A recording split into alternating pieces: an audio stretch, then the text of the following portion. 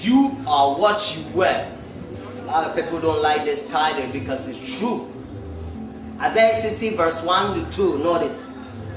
Arise and shine, for the light is come, and the glory of the Lord is risen upon thee. For behold, the darkness shall cover the earth, and gross darkness the people. But the Lord shall rise upon thee, and his glory shall be seen upon thee. Amen. This is talking about Zion. It's talking about us. So God says, arise and shine, but the darkness shall cover the earth, and gross darkness the people. The daughter of Babylon, Isaiah 47 says, they're going to uncover their ties. Means they're going to expose their ties. Prostitution dresses. Satan is using many men and women to promote sexual immoralities. Many dress like prostitute. Even to church, all these Babylon churches. And unfortunately, sometimes when you visit conference churches, because Rome has been infiltrated, long nails, eyelashes, artificial hair, painting of faces like a Jezebel and kings. Jezebel, she painted her face because Jezebel was trying to get Jehu. Prostitution. And now a lot of people dress all this sexual immorality, satanic Babylon dresses, and hip-hop dress style. They take it to conference churches. When you go to the beach, oh God forbid, you better not go to the beach or visit beach. This modern Babylon time, if you go to the beach, man, you're gonna sin a lot. Half naked, almost naked men and women. As a child of God, you have to dress unique. Not like Babylon, not like pagan dress, demonic dresses. Some of them, some of the women, even the guys and women, not only women, some of the guys, they try to show their body. You know, underwear, and they try to prove to the world that they have a muscles. How are you going to uncover your tithe? Unless you demonic possess. Why? Because Revelation chapter 18 says, Babylon is fallen and it is fallen. And it's become the habitation of devils and the hole of every foul spirit and the cage of every unclean and hateful birds. God doesn't want us to dress like a pagans. God doesn't want us to dress like Babylonians. God doesn't want us to dress like worldly people. God doesn't want us to dress like a prostitute and half-naked men and women and almost naked. God doesn't want it. Your body is the temple of what? Chicken? No, praise the Lord. Your body is the temple of Holy Spirit. Your body is not the temple of demons. And if you don't put the dress reform right, Jesus Christ said, the word that I speak will judge him at the last days. All this gay and lesbians, all the president, some of them even says, they tell some of the countries, they say, well, if you don't accept, gay and lesbian, we're not going to support you. We're not going to help you. All the president, they all want. Rome are pushing this thing, but small screen, they pretend like they talk against. By peace, the word of God says in Daniel chapter 8, it shall destroy many. All this Babylonian government, they the one they push all this pagan, satanic, half-naked, prostitution, dress, all them famous. And all these functions that they push in the world. Rome are pushing all these things because they want everybody to become like them. Because if you're in darkness, you can protest against them. All this darkness. Ellen G. White says, if you want to know all the cruelty, or if you want to know all the bad history, we only have to look to the Rome. The great controversy. Rome has done more than every empire. Isaiah 28, verse 14 to 15. Isaiah says they have made covenant with death. And they have made agreement with hell. Then Jesus Christ continues, Isaiah chapter 28, verse 18. Jesus Christ says, your agreement with hell and death shall not stand. When the overflowing scourge pass through, you shall be trodden down by it. They're pushing all the false doctrines. They also infiltrate all the Sunday churches. They have taken the leadership. They're the one they have become a pastors and all these Babylon churches. That's why they are the mother of the church in Revelation chapter 17. 2 Timothy chapter 2 verse 9. Notice, in like manner also, that women adorn themselves in modest apparel, not with braided hair or gold or pearls or costly array.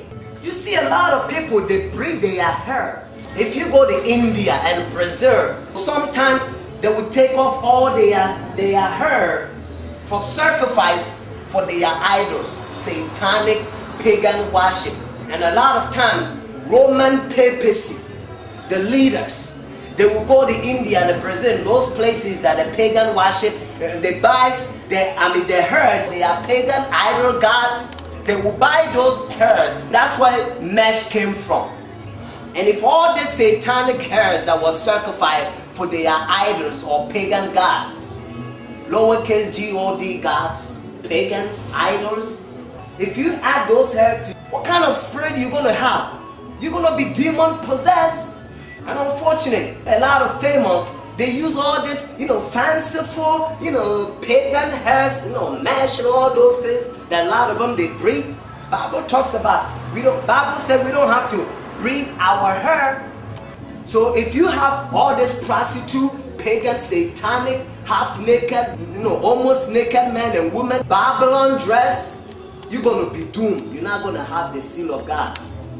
This is coming from Evangelism, page 268, paragraph 2. Notice, one of the points upon which those newly come to the faith will need instruction is the subject of dress. Let a new convert be faithful dealt with. Are they in vain in dress? Do they cherish pride of heart? The idolatry of dress is the modern disease. It must not be taken over to the new life. In most cases, submission to the gospel requirement would demand decided change in the dress. Amen. That's what Ellen G. White says. This is coming from Selective Messages, volume 3, page 242, paragraph 1. Notice, the dress and its arrangement upon the person is the general found to be the index of the man or the woman.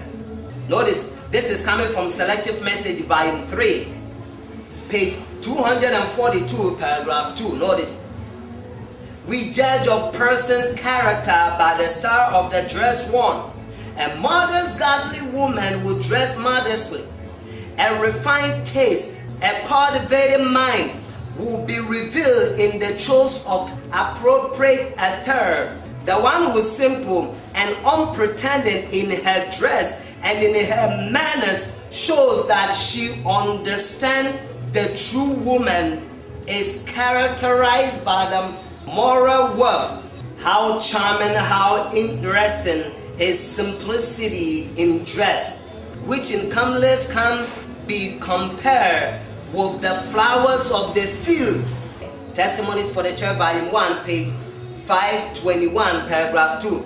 As I travel from place to place, I found that the Reformed dress is not rightly represented, and I'm more to feel that something more definitely should be said, that there may be uniform action in this matter. This style of dress is unpopular, and for this reason, neatness and taste should be exercised by those who adopt it.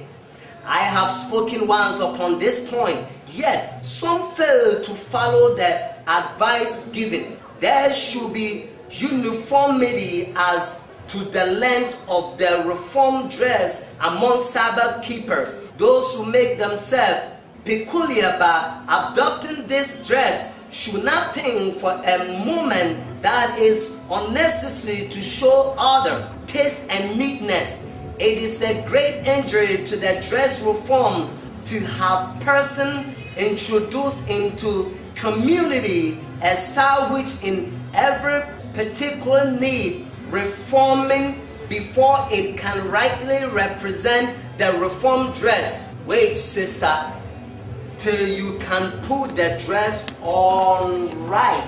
she says we have to exercise taste, because the dress reform is unpopular. The world don't like dress reform. Do you know what the world like? The word Babylonian pagan prostitution, half naked or almost naked, cut up short top dress and underwear and all these pagan Babylonian dresses. So if we're going to put the dress reform on, the word of God, and in GY say we have to make it clean, we have to exercise taste, meekness, but it has to be dress reform. Testimonies for the Church, volume 1, page 521, paragraph 1. Notice what that NGY says. In answer to the letters of inquiry from many sisters relating to the proper length of the reform dress, I will say that in our part of the state of Michigan, we have adopted the uniform length of about 9 inches from the floor. From the floor. This is coming from 1 Peter chapter 3 verse 3 to 4. And again, 1 Peter chapter 3 verse 3 to 4. Whose adorning? Let it not be that outwardly adorning of plaiting the hair and of wearing of gold. God don't want all of them. Gold bracelets and all this jewelry. He don't want. He continued. Or of putting on of apparel.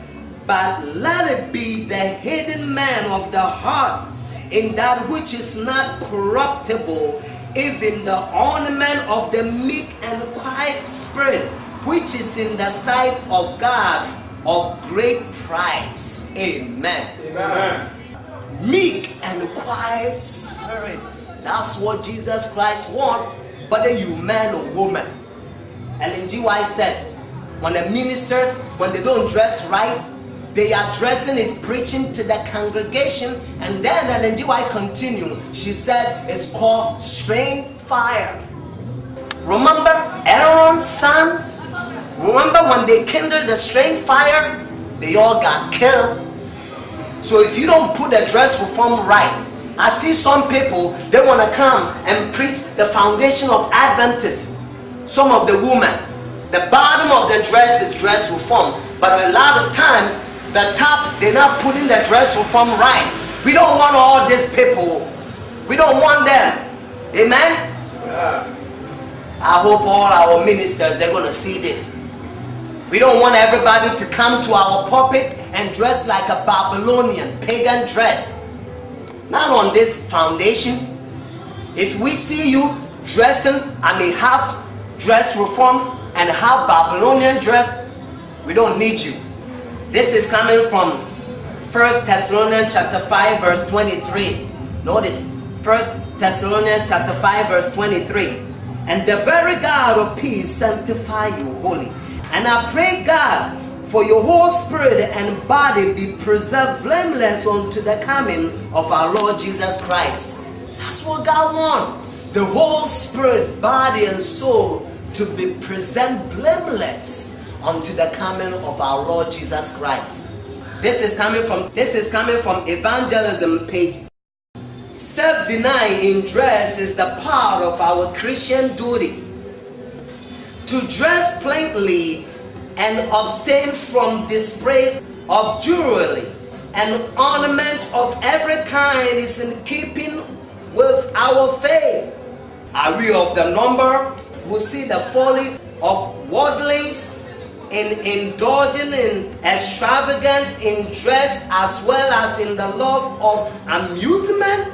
If so, we should be of that class who shun everything that gives sanction to this spirit which taking possessions of the mind and heart of those who live for this world only and who have no thought or cares for the next. If you don't wear dress reform, Ellen G. White says, you are worldling. You like a pagan.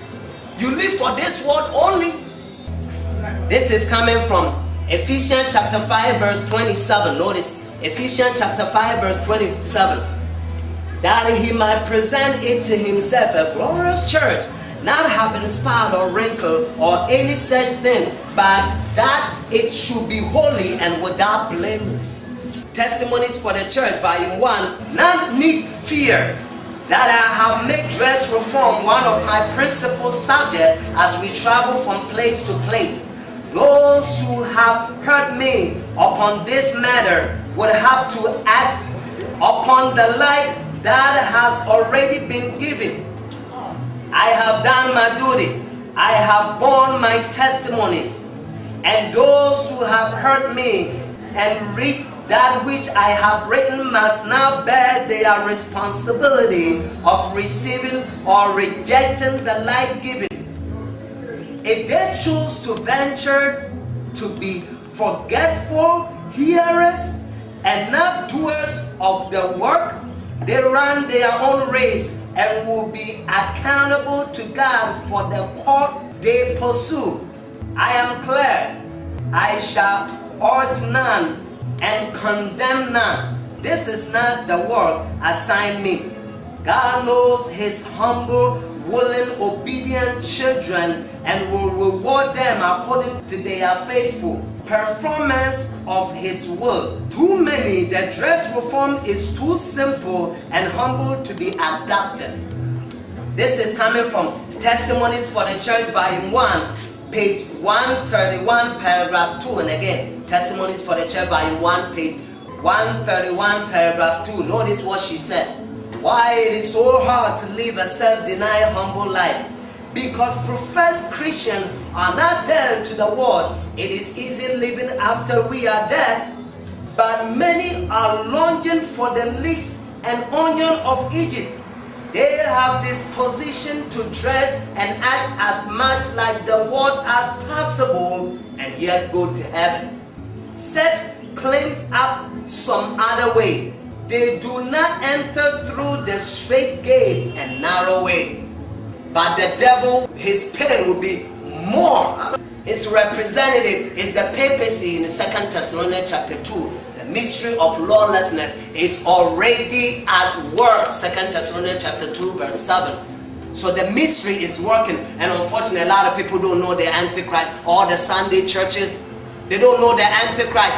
Even when you come to some of our conferences, Rome, the leaders that they have taken places in our conferences, that they have a Freemason 6 frame that a 3 goes this way and another 3 goes this way. They have a Bible underneath like a Freemason triangle. They change our logo, 3 inches make logo, and Habakkuk 2 tables. Some of them, they try to deceive some of our Seventh-day Adventists. So all these Babylonian pagan satanic dresses that is coming to our new organization, that Ellen G. White says in Selective Message Volume 1, page 204, they don't have our belief anymore. They're in darkness.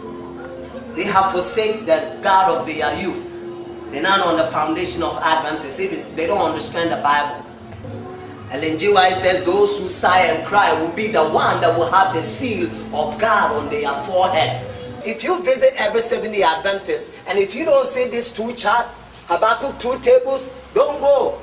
If you don't see these tables hang in our churches, better be careful what you're going to hear. Because you're not going to hear the foundation of Adventists. The reason why all this foolish wind of doctrines or false doctrine that is brewing in Adventism right now, because a lot of people, they offshoot. They're not on the foundation of Adventists. Foolish wind of doctrine. That's why they always try to control the work, because they don't want Seventh-day Adventists. They don't want our people spread a 3 inches message. They always like to spread, Roman doctrine, doctrines of Balaam and Jezebel in Revelation chapter 2. False torch of prophecy, kindling from the hellish torch of Satan, just like Ellen G. White said. That's so sad. Seventh-day Adventists who don't know their beliefs. The affirmative task we have now is to create a new world order. Notice the new world order. It's almost complete. But I often used myself that we needed a new world order.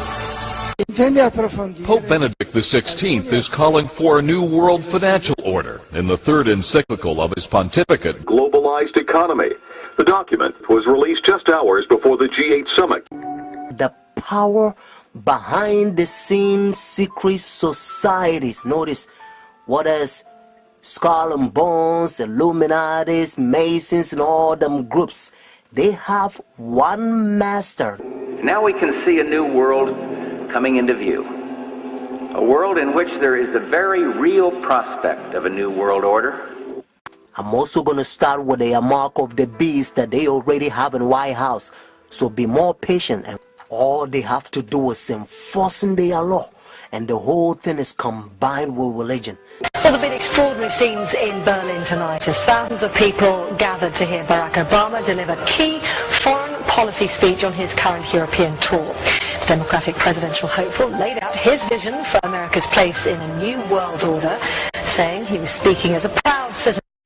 Pope Francis is a first in many ways, the first Jesuit pope, the first pope from the New World, and the first one to take the name Francis. As Jorge Mario Bergoglio, he lived in a simple apartment. As Argentina's top church official, he opposed Argentina becoming the first Latin American country to legalize gay marriage. He opposed euthanasia and giving away free birth control. Many thought his age of 76 would rule him out this time. He is now the leader of more than 1 billion Catholics around the world. And as the world found out the name and identity of the new pope, there were cheers. We're here at Blessed Sacrament Parish, we are Change LA, to meet someone who has been nicknamed the Black Pope. He's actually the Jesuit general, and his name is Very Reverend Adolfo Nicholas S.J.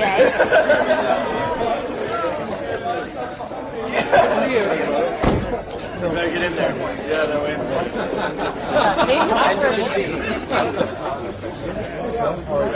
We're here to say hi and talk to him about his nickname and his extreme oath of the Jesuits. You just came out of a campaign, election, and the inauguration of a new president. We have been exposed to 1 year and a half of words and words and words, or even religious words, because also religious words have been manipulated. I am so happy we have a financial crisis. Hello, I really enjoyed your service. Thank you so much. I was wondering, I had a couple of questions. I was wondering if you could clear something up for me. Maybe later, because oh, just really quick. Why do they call you the Black Pope? Oh, that started in the 19th century. Did it really? Yeah, but I don't like it because it's in terms of power, no? Yeah. So they thought that the general of the Jesuits had a lot of power, but he wears black, so Black Pope. Oh, maybe, well, yeah. I'm not Pope, and I you don't have no official, power. And I see that there's a lot of liberal symbols here. One of the things in your Jesuit high oath, I think it says something about, furthermore, you promise to declare that we'll, at the first opportunity, seek war at any opportunity against heretics, Protestants, liberals. What is that? See here? And that will spare neither age nor sex nor condition, and I will hang, waste, boil, flays. You've never seen this before? No, I've never seen it. Strangle, bury alive, and it's horrible. And I was like, look, it's in the congressional record. But he was very confused. He'd never seen it before. I told him it was in the congressional record. He said that he might talk to me later about it, but there was a big line. So, do we want to wait and talk to him later about it? Just so that you know what I was asking him. I furthermore promise and declare that I will, when opportunity presents, to wage relentless war, secretly or openly, against all heretics, Protestants, and liberals, as I am directed to extirpate and exterminate them from the face of the whole earth, and that I will spare neither age, sex, or condition, and that I will hang, waste, boil, flay, strangle, and bury alive these infamous heretics, rip up the stomachs and wombs of their women, and crush their infants' heads against the walls in order to annihilate forever the execrable race. And then it goes on to say some other stuff. But you can look this up. It's on the internet.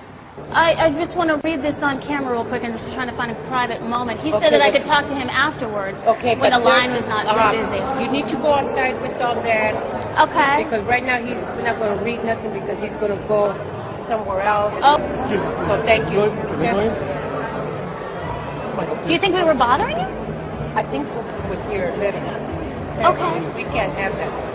Okay, thank you. Okay, sorry. I was just trying to clear something up. I know, but this.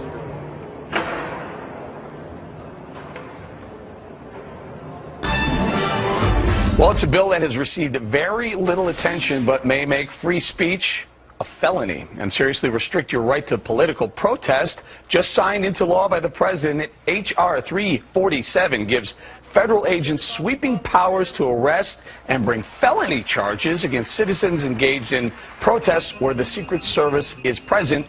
Joining us now with more, Fox News senior judicial analyst, good friend, Judge Andrew Napolitano. Judge, the thing that jumps out off the page, felony? Yeah, felony means more than a year in jail. This is not like a traffic ticket.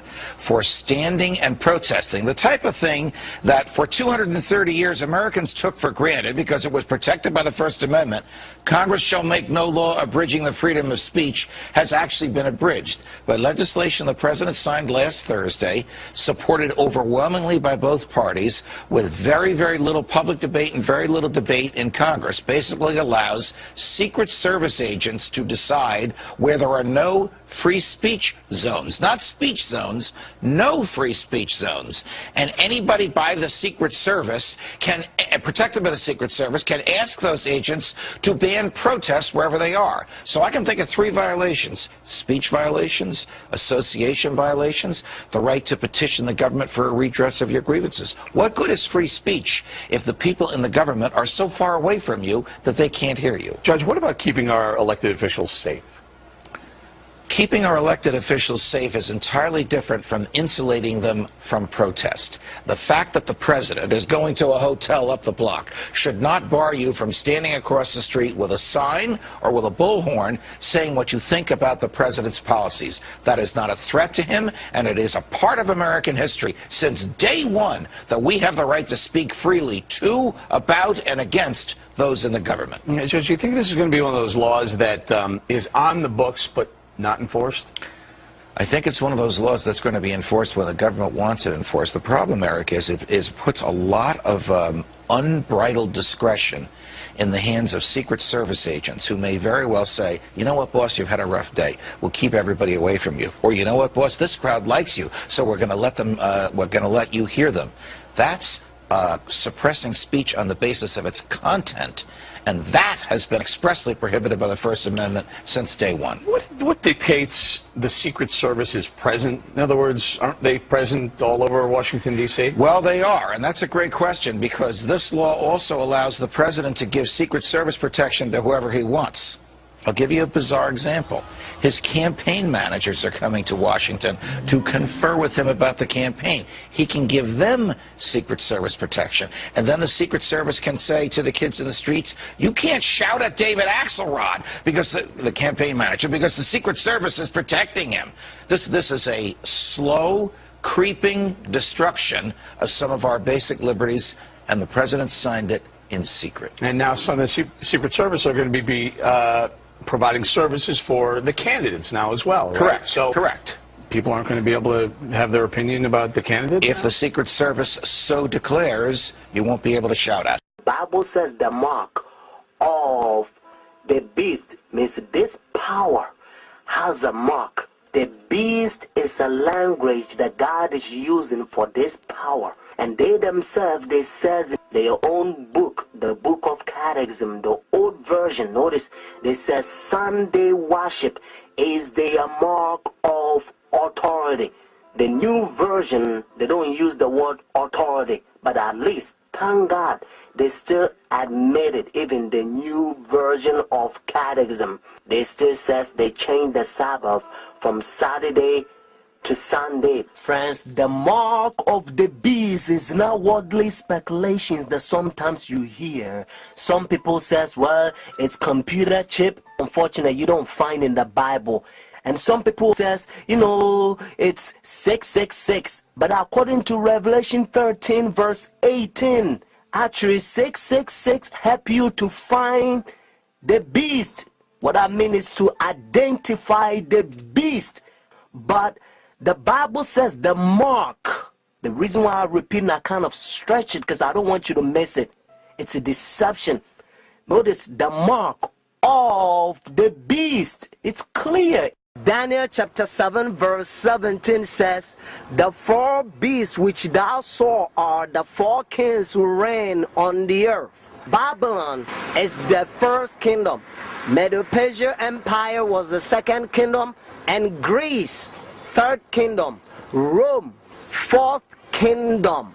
So when Revelation 13 verse 18 says, here is wisdom, let him who have understand calculate the number of the beast, is a number of a man. His number is 666. So according to Revelation 13 verse 18, 666 help you to identify the beast.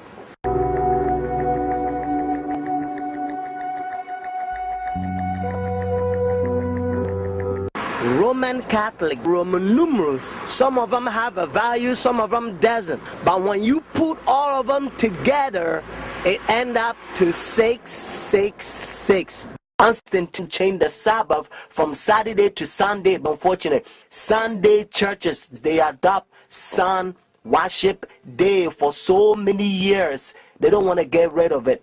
But actually, it's a pagan sun worship day, Sunday worship. Look, even the spellings, you'll find out. Matter of fact, if you look at your calendar, Sunday is always begin as the first day of the week.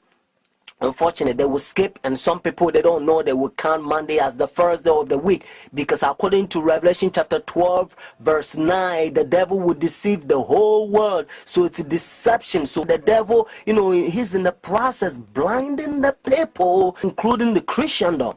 Friends, if you go to church Sunday, notice the first day church, now you don't have the mark of the beast according to Revelation 14 and 13, unless the law is enforced. That's why now you hear different country, they try to forcing the people to not sell or do anything on Sunday because they try to enforce the law. But according to Bible, notice United States is the one who's going to cause the whole world to worship the beast. Their sun worship day means Sunday worship according to Revelation 13. So whenever United States enforce the law, and every country also going to enforce, because they control the whole world, every president on the Roman Catholic Church.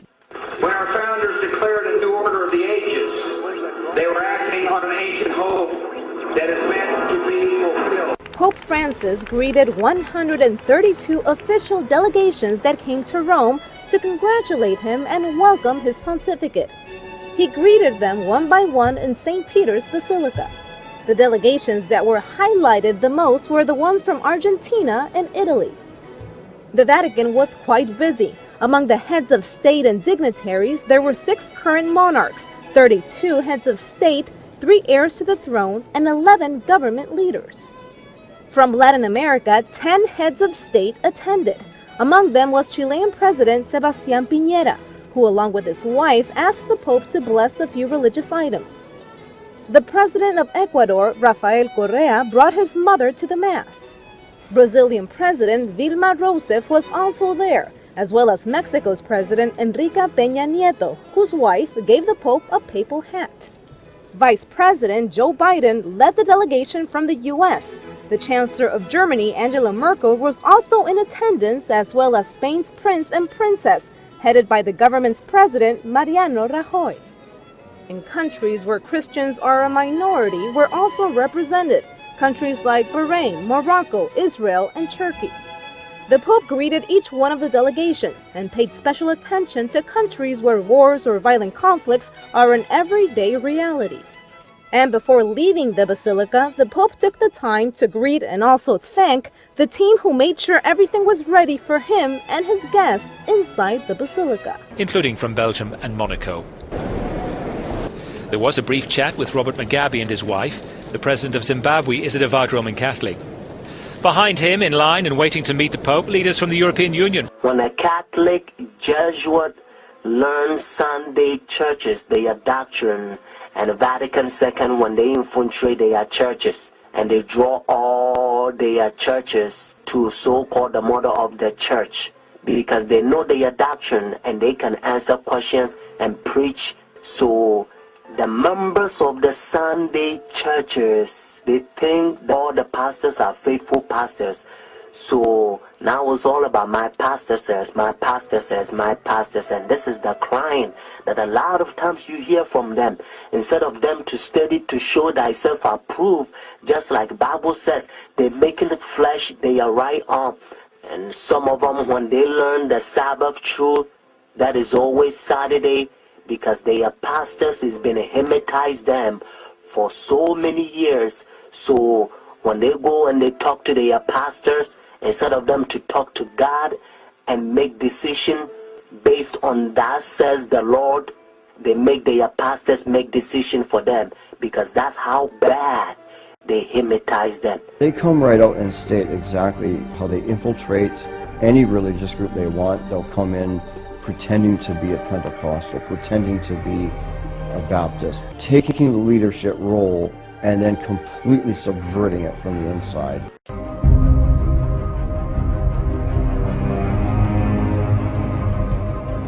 Cari amici, ieri, martedì 15 maggio, si è celebrata la Giornata Internazionale delle Famiglie. Marking the World Day for the Family this week, Pope Benedict has appealed for the right to work and to rest for families worldwide. Libero fra due questioni strettamente connesse.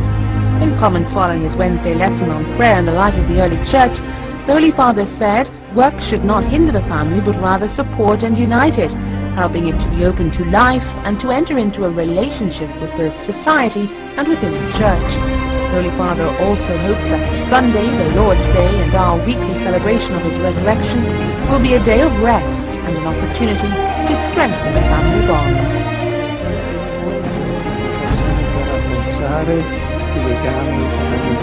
I have repeatedly offered $1,000 to anyone who can prove to me from the Bible alone that I am bound to keep Sunday holy. There is no such law in the Bible. It is a law of the Holy Catholic Church alone. The Bible says, remember the Sabbath day to keep it holy. The Catholic Church says, no, by my divine power I abolish the Sabbath day and command you to keep holy the first day of the week. And lo, the entire civilized world bows down in a reverent obedience to the command of the Holy Catholic Church. T. Enright, CSSR, in a lecture at Hartford, Kansas, February 18th, 1884. The Catholic Church for over 1,000 years before the existence of a Protestant, by virtue of her divine mission, changed the day from Saturday to Sunday. The Catholic Mirror, September 23rd, 1893. The mark of the beast, the worship issue in Revelation chapter 13. If you get time, read it, because Revelation chapter 13 verse 12, it's a worship issue, and verse 15, it's a worship issue, and verse 8 is a worship issue. And the Bible helps us to understand that behind the scene, Revelation 13 is the devil. He wants the whole world to worship him, friends. You have to escape. You have to study your Bible. Christ is calling you, whether you are Christian or not. Whenever you hear Sunday worship in any countries, do not accept it. God is going to protect you. Bible says our bread and water will be sure. Abraham Lincoln said it this way. He says, the best way to destroy your enemy is to make him your friend. At the end of the day, ladies and gentlemen, the enemy only comes to do three things: to steal, kill, and destroy the truth. That's what he's trying to do. So now let's travel back in time 4,000 years and begin to discover where the history of some of these traditions came from. We're going to find ourselves all the way back in the time of Noah. Matter of fact, let's begin in the old-fashioned way. Once upon a time, a long time ago, there lived a man named Nimrod. Nimrod was the great-grandson of Noah. He was the most popular man on the earth at the time. Matter of fact, he was the king of the then-known world. He was responsible for building the cities of Babel and the Tower of Babel and the city of Nineveh, amongst others. Well, all that being aside, Nimrod no doubt had tremendous influence among the people that he was with. And what happened was he had this uncanny reputation of strength. He created great armies, and he was the ruler of the then-known world right after the flood. He was full of idolatry and covetousness, drunkenness, and rebelliousness towards God. And he had a phenomenal ability to deceive. Matter of fact, I suppose he was much like, I guess, an early politician 4,000 years ago. But Nimrod married a woman named Semiramis. Now, Semiramis and Nimrod became basically king and queen of the then-known world. Well, at some point, Nimrod dies, and he became deified. He was the very first person that was ever deified on planet Earth, and they made him the sun god, which ended up being Baal. The word Baal in your scriptures can be traced back to Nimrod. So it's an interesting reality of history. When you see Baal and Ashtaroth, you're ended up coming all the way back to this story of Nimrod and Semiramis. And so Baal is now ruling the universe as the sun god, and somehow, luck has it, through the Babylonian legend, that Semiramis gets pregnant by the rays of the sun of her deceased husband, Nimrod. And she gives birth to a young baby boy named Tammuz. Now, further down in the story, as Tammuz grows and becomes a man, Tammuz actually marries his mother, and they have a very sexual relationship. And that baby Tammuz and his mother Semiramis is where you get the story of Cupid. Cupid, during Valentine's Day, is how the story of Valentine's Day developed, was from Tammuz, who married a very unbiblical relationship with his mother. Okay, back to the story of Tammuz. So Tammuz, for 40 years, was a tremendous hunter, and he took the place of his father, ruling the world, and had tremendous power. But more than anything, he was a credible hunter. But unfortunately, his gift and his skill of hunting caught up with him one day, because he was killed during his 40th year by a wild boar. Every spring, the first Sunday after the vernal equinox, the spring equinox, they have what was called Ishtar's Sunday. And they would have a sunrise service. At the sunrise service, the priest of Ishtar would impregnate young virgins on the altar, and during that same service, they would take the babies that were now 3-month-old from the previous year, and they would sacrifice those children on the altar to Ishtar, and then they would take the eggs of Ishtar, and they would dip those eggs in the blood of those young infants. And that is where we get sunrise services, and that is potentially where we get the dyeing of Easter eggs. It is also interesting to note that worldwide universal color of Easter eggs is red. Even the White House, the official color of the White House Easter egg is ruby red. Now, back to Tammuz. Tammuz gets killed by a wild boar. So every year, in commemoration of celebrating the death and the deification of Tammuz, which became the son of God, the son of his father, they would set aside 40 days prior to Easter, and they would fast and they would pray, and they would have a giant feast on Easter Sunday where they would celebrate the death and the resurrection of Tammuz. And guess what they would have for dinner on that Sunday evening? You got it, Easter ham. They would kill a boar in commemoration to Tammuz, who was killed by a wild boar.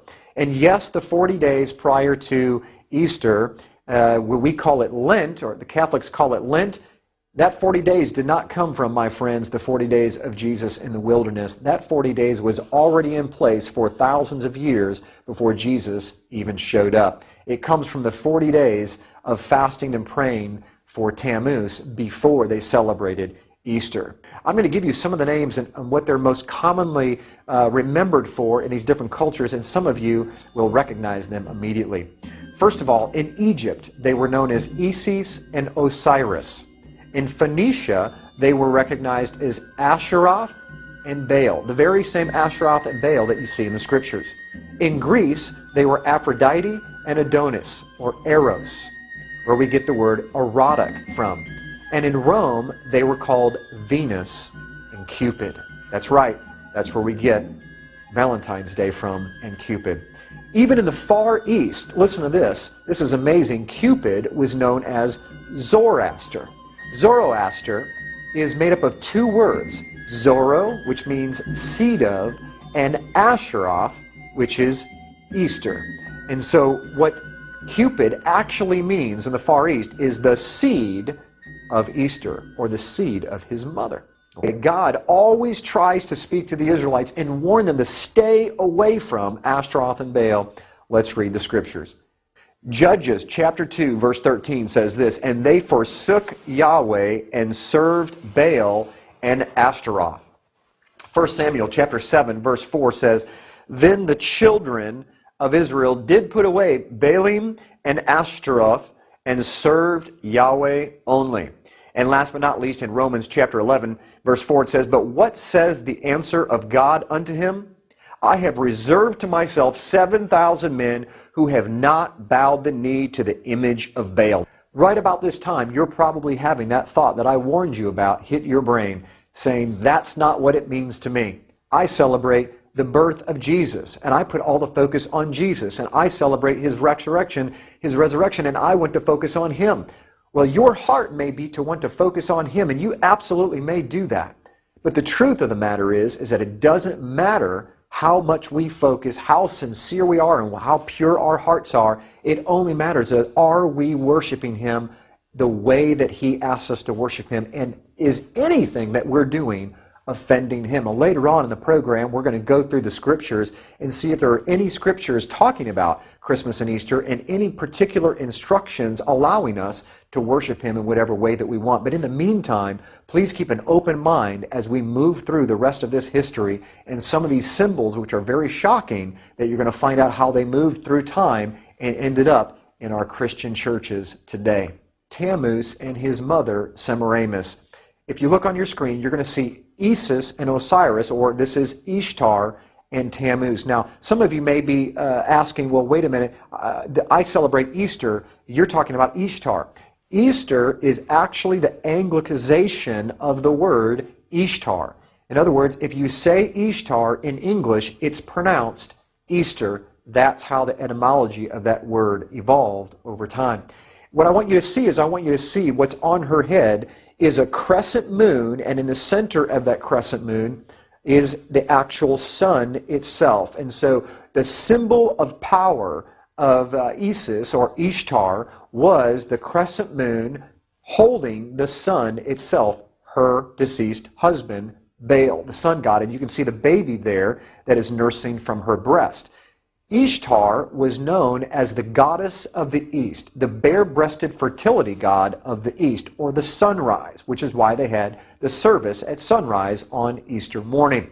Here on your screen, you see a pagan carving of the solar deity Baal Hadad depicted as a disc in a crescent. Okay, you can see the half-moon disc there in the center of your screen with the sun that is cradled inside of it. And that is the sun god, as well as the crescent moon that surrounds it. Now, as you see that the main symbol for the sun god was the crescent moon with the sun on the top of it, or centered and cradled inside that crescent moon, we now move to something that's a bit controversial but very true historically, is the Catholic Eucharist is actually the sun that is inside of that crescent moon.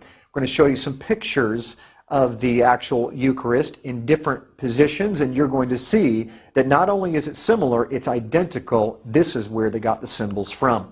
You can see here, this is a particular object that holds the Eucharist, and I found this online, and this is what the quote said. I left off the particular church for obvious reasons, but this was their advertisement for a particular Friday. It says, Eucharistic adoration is held on the first Friday of every month for the purpose of honoring and praying to the Blessed Sacrament. Now, I don't know about you, but my Bible says to pray to the Father, our Father. Yeshua, Jesus, said to pray to the Father. He did not say to pray to inanimate objects, whether they represent Him or not. Now, look very carefully at, on the right-hand side, you can see the moon, the crescent moon shaped, holding that sun or that wafer of bread. Here's a close-up of it right here. The crescent moon cradle with the sun-shaped monstrance of the Roman Catholic Church. And now you'll see that it's actually the rays of the sun go all the way around this. They didn't hide it at all. Why did they not hide it? Because this is thousands of years old. This comes right out of paganism and sun god worship, where it was the symbol of Baal and his wife Ishtar. And right here you can see the pine cone staff is another symbol found in paganism that's connected with the sun god coming out of Egypt, Osiris. It's kind of in the form of a pitchfork, you can see, where the pine cone is in the center. Now, why did they choose a pine cone? Because a pine cone represents fertility.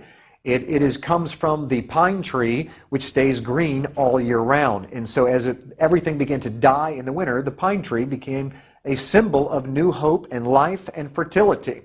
And you can see that even in Mexico, they found a Mexican god that is holding a pine cone on one hand, pine cones on one hand, and the pine cone tree on the other. Now, what's interesting is the largest pine cone structure in the world can be found in the Court of the Pine at the Vatican itself. Let me ask a question. Why is a pine cone being found in the Court of the Pine at the Vatican? Why did they choose a pine cone? Why is it that the pine cone can be found on the staff of the Pope himself? Because this staff goes all the way back to ancient sun god worship, where it represented power and authority of the gods, you see. And this is a close-up of that staff right here, where the pine cone is embedded right in the staff itself. Let's move on to another symbol. This is the symbol of the trident. The trident is the devil's pitchfork. It really is a symbol of Satan, of the horns of Satan. It's an ancient satanic and pagan hand gesture called the trident. We find this in archaeology all over the place. Whenever you get into any kind of society of sun god worship, you find the trident everywhere. You see it in ancient Babylon. It was placed in the hands of all the pagan sun gods. All the pagan gods and pharaohs had some sort of trident, a staff, that they would be connected to power and authority of the gods. The most famous one, of course, is Neptune's trident. We call it the devil's pitchfork, and that's where it comes from. It's just not a drawing that someone made up. This has history built into it of where these things come from. Now, if you move forward in time, or during the same time period, you're going to find another symbol that is even more important. As a matter of fact, you're going to see two symbols in this picture. This is a pagan statue of Jupiter that has been renamed St. Peter. And he's holding up, guess what? The trident symbol. That symbol is a satanic symbol recognizing the power of the gods of the sun. And you'll also see another symbol in this picture, and that is the halo. Look real carefully. It's not a halo, it's a sunburst. What they put behind the heads of the gods, or the saints, if you will, is not a halo, it is a sunburst representing the power of the sun god. And they call this St. Peter in the Vatican, but in reality, history tells us this is the god Jupiter. You also see what is baby Jesus, supposed to be baby Jesus, is none other than baby Tammuz. And how do we know it's not Jesus? Because you see trident all over the place. You see the trident symbol in the hand of the infant Jesus, along with the tridents coming out of the statue's head. You'll see three tridents, two coming off the sides of the head and one coming off the top of the head. This is not baby Jesus, ladies and gentlemen. This is a pagan sun god, Tammuz, from the story of Baal, Nimrod, and Semiramis, ended up being Cupid in today's Valentine's Day. And right here is the ancient Babylonian altar for the sun god Baal, and its main symbol is the 8-pointed star, which can be depicted as 2 4-point stars built inside of one another as the solar wheel. We see the same solar wheel sunburst over a Buddhist temple in Thailand. Here is a monastery, St. Ignatius, where the solar wheel or sunburst is depicted in the floor tiles. Here is the face of a child, which is, of course, Tammuz, within the fertility symbol of the sun's rays on a Roman Catholic altar. The same exact symbol is shown in a face of the Babylonian sun god on a pulpit in a Roman Catholic church in Scandinavia. Okay, all this same symbol comes right out of paganism, as I've shown. Okay, this is probably one of the most fascinating pictures that I have. I zoomed in to the Vatican using Google Earth and stopped several miles above, and look what we discovered is this is the largest solar wheel on Earth. This is the court of St. Peter at the Vatican in Rome itself. Excuse me, the sun disk behind the head of this Roman Catholic statue in Westminster Cathedral in London. Where did they get the idea of sun disks behind these saints?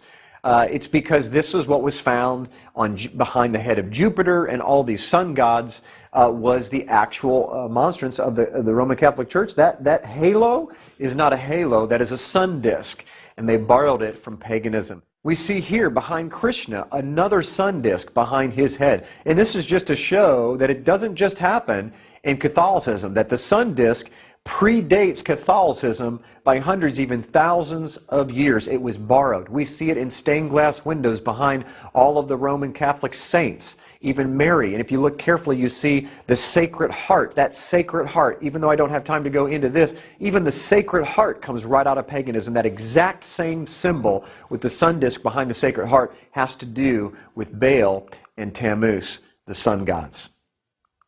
And you can see it all over the Roman Catholic Church, and even in other pagan religions across the world. And where do we find this 8-pointed star, this solar wheel, this sun disk today? None other than on top of our Christmas trees. Now, I know all of us have been taught that the star on top of the Christmas tree represents the Star of Bethlehem, that the kings came in to find baby Jesus. But unfortunately, the star of the ancient pagan sun gods predates the star of the Christmas tree, the Star of Bethlehem, by over 1,000 years. They were taking the sunburst and connecting it to what you're going to learn in just a few minutes is the tree of Nimrod, and that is where we get our Christmas tree from and the star that we put on top. If you look carefully, you can see there is a tremendous significance and a similarity between the sunburst and the stars that we put up there today. Here's the sun disk proudly displayed on top of Christmas trees in a mall. Matter of fact, this one doesn't even hide the fact that it's not a star. It's the sun that you're looking at. Even the 8-pointed star on top of the White House Christmas tree for everyone to see is the same 8-point star that we find in archaeology thousands of years ago connected to pagan sun god worship. This is an incredible quote that I found in my research when trying to make a connection between Ishtar and the 8-pointed star. And in Uruk, an ancient Sumerian city in southern Iraq, 3,000-year-old tablets were discovered where it said that the celestial identity of Ishtar was none other than the 8-pointed star. You can look up the resource for that on your own. Okay, the word obelisk literally means Baal's shaft or Baal's organ of reproduction. It's almost always placed in the center of a circle, the solar wheel, which represents the female genitalia and the physical sexual act. And so this is why the solar wheel and the obelisk work together in tandem. This is why you see the solar wheel in the Vatican Square, St. Peter's Square, and you see the obelisk that runs right dead center through the hub of that wheel. It's the consummation of that sexual act between the sun god and his wife, Semiramis, or Ishtar, or as we pronounce it in English, Easter. You can see how the two work in tandem together. Now, in some of these, as the one that you can see here in Turkey, you can see that the ancient hieroglyphic and their language and pictures are actually still on these obelisks. Here's Cleopatra's Needle. Cleopatra's Needle is not just a neat little emblem. This was erected as a commemoration to the sun god there in London. This is the oldest obelisk in Scotland. This is the oldest obelisk in Switzerland, you can see. In Germany, in Paris, France, this one's covered with Egyptian hieroglyphics, all talking about a sun god worship. How about Mecca? It would scare me to death, ladies and gentlemen, to find out that that Islam's one of their big idols is an obelisk right there, dead center, downtown Mecca. And here, these obelisks we find all over the United States here.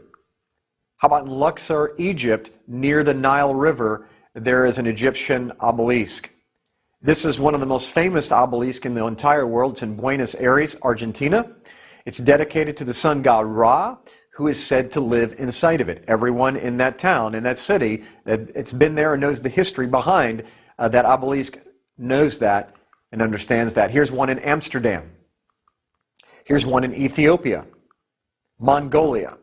That is not a place for an Egyptian obelisk, which represents the male organ of the sun god coming through the genitalia of the solar wheel. Should not be in anything that is connected to Jesus, our Lord, whatsoever. But unfortunately it is in this modern day. The mixture of paganism and Christianity has crept into such a degree that we don't even recognize it because we don't know our history. We don't read the front of the book. Okay, now this is an interesting slide because this particular picture is of an obelisk that's in the court of St. John's Church over there in Rome. And it's actually the Pope's church. It's actually the cathedral of the Pope. Here's this obelisk, where it came from. The Egyptian obelisk that stands in the square of St. John Lateran is the largest in existence. Originally carved during the reign of Pharaoh Thutmose III, it stood in the temple of Ammon in Thebes, sun god, but was removed to Rome by Emperor Constantius, AD 317 to 361, and placed in the Circus Maximus. In 1587, Pope Sixtus V unearthed the fallen, broken, and long-forgotten obelisk and had it repaired and placed in the Piazza S. Giovanni in Laterano. How about the Washington Monument? Is it a monument? It certainly is a monument, but it's not a monument to our God. It's a monument to the sun god. Where do we find this main symbol of the obelisk? Would it shock you to discover that we find it in our churches? That's right. That's where the sun god obelisk ended up. It ends up in our churches all around the world. We call them steeples. They're called obelisk in ancient Egypt. If Pharaoh or an ancient Egyptian was alive today, they would walk down the street and they would feel comfortable coming to most of the churches that we have today because they would say, wow, that is my religion. That's something that I can connect to. That is sun god worship. And we see throughout all around the world, here's one that has two pillars that are built into this particular church. Ladies and gentlemen, the obelisk, the sun god worship, there shouldn't be one single symbol anywhere of ancient paganism or Egyptian sun god worship that is found inside of our religious societies today in Christianity. We see it, it doesn't matter what denomination, whether it's Lutheran, whether it's Baptist, whether it's non-denominational, it doesn't matter where you find it, no matter what denomination, you are going to find this obelisk all over the place. Now we come to this same slide that says, but that's not what it means to me, Jim, and I know that many of you are thinking that. And the reality is it doesn't matter what it means to us, and that's so difficult for us to comprehend and to get through our hearts and our minds, that it only matters what it means to Him. Certainly most of us would not wear a necklace that was a satanic symbol. But yet we will build churches with symbols that we don't even know are satanic. We will have holidays that surround themselves with pagan symbols, and yet because we don't know them, we think it's okay. But the reality is that the great God of Abraham, Isaac, and Jacob, He knows what those symbols mean. And so from his perspective, he sees those symbols, and it reminds him of when they passed their children through the fire of Molech. It reminds them of the infants that were killed and sacrificed on the altars of Ishtar. It reminds him of all the sun god worship, of all of his people that turned their side against Yahweh and served other gods. It's a reminding symbol to him, and for that reason alone, we should put those symbols behind us and get rid of them, burn them like Nehemiah and Jeremiah and the great prophets of old that tore down those high places and they destroyed those pillars. And here they spent their blood in pouring out their blood and their strength and their children to tear down those high places. And here we are building those high places right back up. Now, when do you think the birthday of Nimrod and Tammuz was? On the first day of the year when the sun is reborn. And what day do you think that the sun is reborn? In the middle of the winter, at the winter solstice, December 25th. That's right. That's where we get December 25th on Christmas Day, where we say that Jesus was born. Why did we choose Jesus being born on December 25th? Where did that date come from? Very simple. Jesus was the Son of God. Tammuz was the son of the gods. He was the son of his father, Baal. And so the pagans, which early Christianity came right out of paganism in Rome, they were already worshiping the sun god on Sunday in Rome, which is where we get worshiping on Sunday from. It used to be that all of the early Christians worshiped on Saturday, but it was changed to Sunday because all of the pagans worshiped the sun god on his day, Sunday, and they worshipped him on his birthday on December 25th. So naturally, when Jesus came into the picture and Constantine supposedly got saved in the 300s, they compromised to make it easier for people to convert to Christianity by making Jesus' birthday on the same birthday as the sun gods that they were already used to celebrating, and that's where we get December 25th from. Let's move to this character called Odin, because this is where we're going to get into a little bit more detail of our holiday, is where some of these symbols come from. Along with the celebration of the sun gods, the Scandinavians also worshiped this god called Odin. He was the god of intoxicating drink, ecstasy, as well as the god of death. And because of the Feast of Saturnalia dealing with all those things, he naturally became the most popular god of the Feast of Saturnalia, which was a sun god, which we can trace all the way back to Baal himself. Guess who this character became? Look at him very carefully. What does he look like? The colors are wrong, but this guy became Santa Claus. That's right. Odin, or Woden, was the god of wisdom, magic, and occult knowledge, runes, poetry, and war.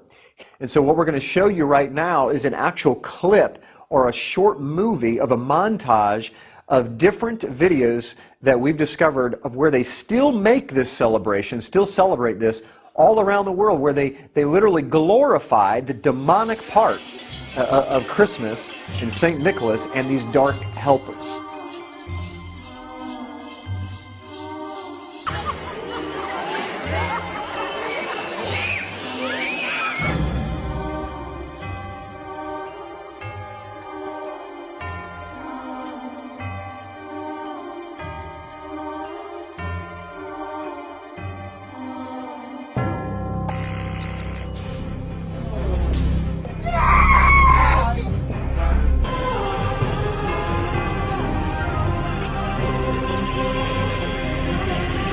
There are some scholars that believe that the actual song Jingle Bells came from the Krampus bells that were in existence for a long time before that song was ever written, that every time you saw St. Nicholas, he was accompanied by the bells of Christmas, if you will, from his elves. They used to have bells that would hang from their necks, and as you heard in the video, they would you would hear the bells as they announced themselves into the next town that they were going into. Look here, the World Book Encyclopedia says this: the belief that Santa enters the house through the chimney developed from an old Norse legend.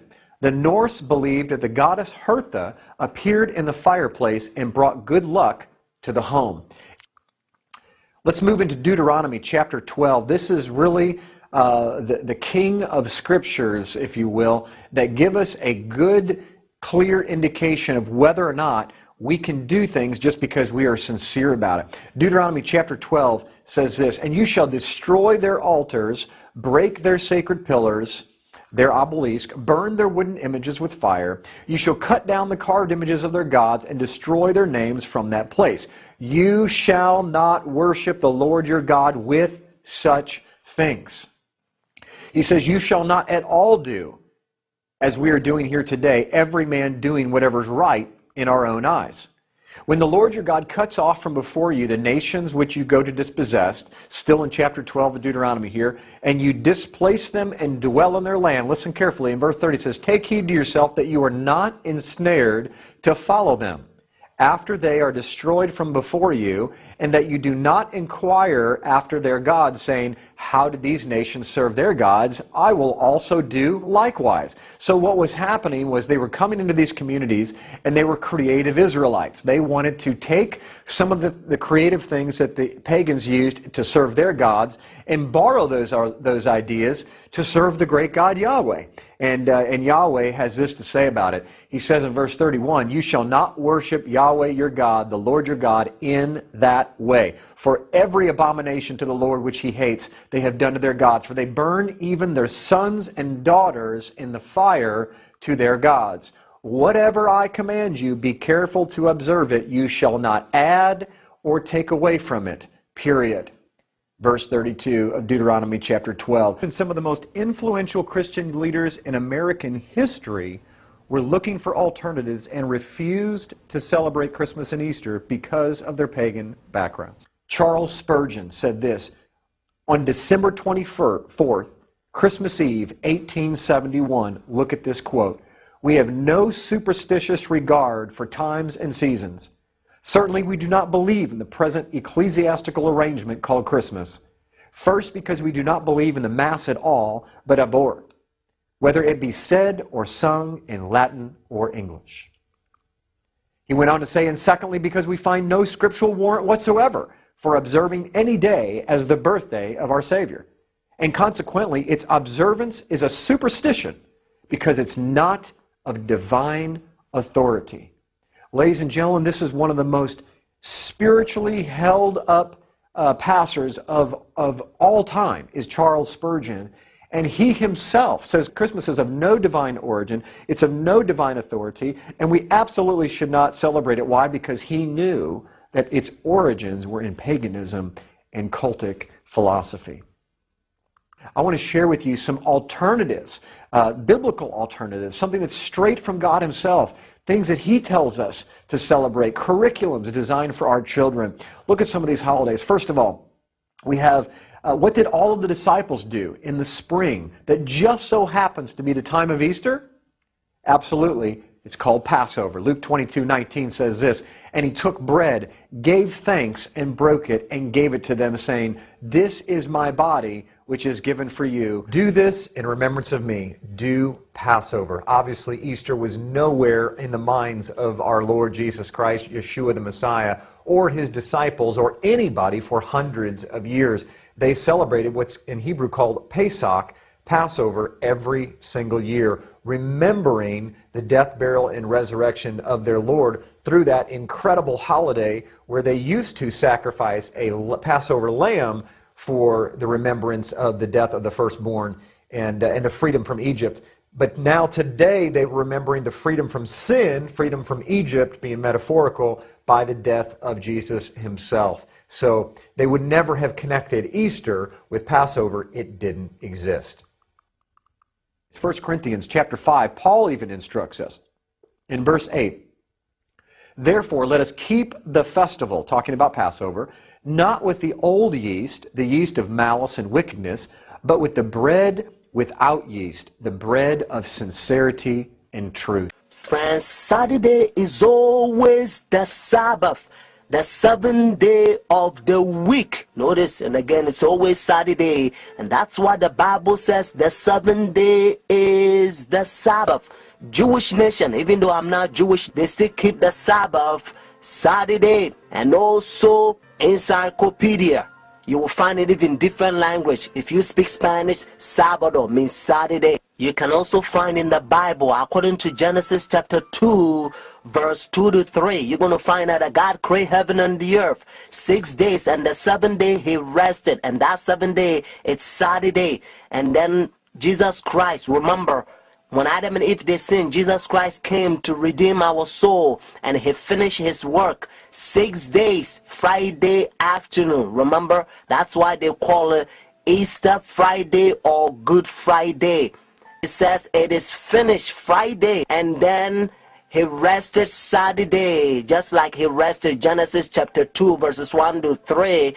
And Sunday, the early day in the morning, you will find in the book of Luke chapter 24 verses 1 to 3.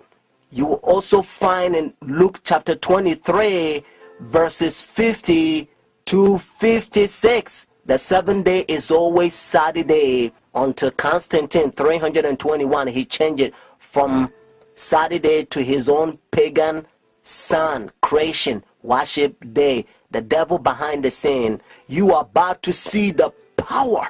God is going to fill us with his outpouring, just like he did it for the first century, the apostle church. And then we're going to go forward and preach the loud cry, the third angel's message. We're going to protest against their pagan sun worship day, means their Sunday worship. And then Jesus Christ will come, just like Bible says, if the day is not short, no flesh will be saved. But for the elect's sake, means those who take a stand, the day will be shortened. Friends, this is a beautiful time in history, because we only one step away from heaven. This battle is the final conflict of Satan himself to eradicate the Son of God from the minds of men.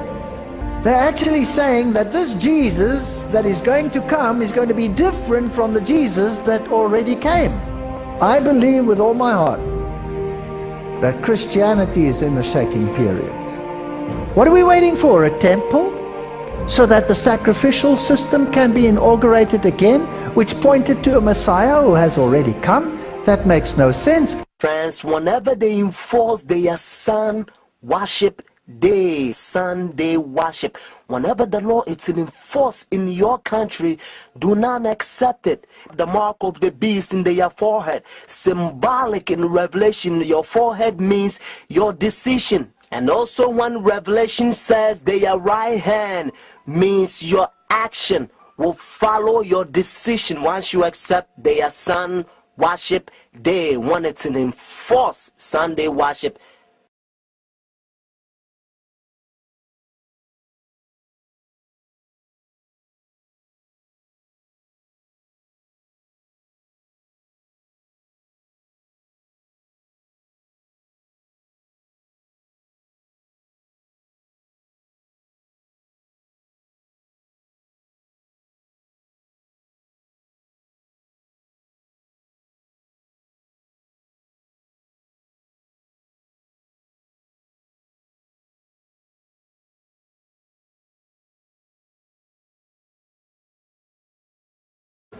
When the overflowing scourge passed through, you shall be trodden down by it. If they're pushing all the false doctrines, they also infiltrate all the Sunday churches. They have taken the leadership. They're the one they have become a pastors and all these Babylon churches. That's why they are the mother of the church in Revelation chapter 17. 2 Timothy chapter 2 verse 9. Notice. In like manner also, that women adorn themselves in modest apparel, not with braided hair or gold or pearls or costly array. You see a lot of people, they braid their hair. If you go to India and Brazil, sometimes they will take off all their hair for sacrifice for their idols, satanic pagan worship. And a lot of times, Roman papacy, the leaders, they will go to India and Brazil, those places that the pagan worship, they buy their hair, they are pagan idol gods, they will buy those hairs. That's where mesh came from. And if all these satanic hairs that was sacrificed for their idols or pagan gods, lowercase God gods, pagans, idols, if you add those hairs, what kind of spirit are you going to have? you're gonna be demon possessed. And unfortunately, a lot of famous, they use all this, fanciful, pagan hairs, mesh and all those things that a lot of them they breed. Bible talks about, Bible said we don't have to breed our hair. So if you have all this prostitute, pagan, satanic, half-naked, almost naked men and women, Babylon dress, you're going to be doomed. You're not going to have the seal of God. This is coming from Evangelism, page 268, paragraph 2. Notice one of the points upon which those newly come to the faith will need instruction is the subject of dress. Let a new convert be faithful dealt with. Are they in vain in dress? Do they cherish pride of heart? The idolatry of dress is the modern disease. It must not be taken over to the new life. In most cases, submission to the gospel requirement would demand decided change in the dress. Amen. That's what Ellen G. White says. This is coming from Selective Messages, volume 3, page 242, paragraph 1. Notice, the dress and its arrangement upon the person is the general found to be the index of the man or the woman. Notice, this is coming from Selective Message, volume 3, page 242, paragraph 2. Notice, we judge a person's character by the style of the dress worn. A modest, godly woman will dress modestly. A refined taste, a cultivated mind will be revealed in the choice of appropriate attire. The one who is simple and unpretending in her dress and in her manners shows that she understands the true woman is characterized by the moral worth. How charming, how interesting is simplicity in dress, which in comeliness can be compared with the flowers of the field. Testimonies for the Church, volume 1, page 521, paragraph 2. As I travel from place to place, I found that the Reformed dress is not rightly represented, and I'm more to feel that something more definitely should be said, that there may be uniform action in this matter. This style of dress is unpopular, and for this reason, neatness and taste should be exercised by those who adopt it. I have spoken once upon this point, yet some fail to follow the advice given. There should be uniformity as to the length of the reformed dress among Sabbath keepers. Those who make themselves peculiar by adopting this dress should not think for a moment that is unnecessary to show order, taste, and neatness. It is a great injury to the dress reform to have person introduced into community a style which in every particular need reforming before it can rightly represent the reformed dress. Wait, sister, till you can put the dress on right. She says we have to exercise taste because the dress reform is unpopular. The word don't like dress reform. Do you know what the word like? The word Babylonian pagan prostitution, half naked or almost naked, cut up short top dress and underwear and all these pagan Babylonian dresses. So if we're going to put the dress reform on, the word of God, and in GY say we have to make it clean, we have to exercise taste, neatness, but it has to be dress reform. Testimonies for the Church, volume 1, page 521, paragraph 1. Notice what Ellen G. White says. In answer to the letters of inquiry from many sisters relating to the proper length of the reformed dress, I will say that in our part of the state of Michigan, we have adopted the uniform length of about 9 inches from the floor. From the floor. This is coming from 1 Peter chapter 3 verse 3 to 4. And again, 1 Peter chapter 3 verse 3 to 4. Whose adorning? Let it not be that outwardly adorning of plaiting the hair and of wearing of gold. God don't want all of them. Gold bracelets and all this jewelry. He don't want. He continue. Or of putting on of apparel. But let it be the hidden man of the heart, in that which is not corruptible. Even the chapter 18 says, Babylon is fallen, and it is fallen, and it's become the habitation of devils, and the hole of every foul spirit, and the cage of every unclean and hateful birds. God doesn't want us to dress like a pagans. God doesn't want us to dress like Babylonians. God doesn't want us to dress like worldly people. God doesn't want us to dress like a prostitute and half-naked men and women and almost naked. God doesn't want it. Your body is the temple of what? Chicken? No, praise the Lord. Your body is the temple of Holy Spirit. Your body is not the temple of demons. And if you don't put the dress reform right, Jesus Christ said, the word that I speak will judge him at the last days.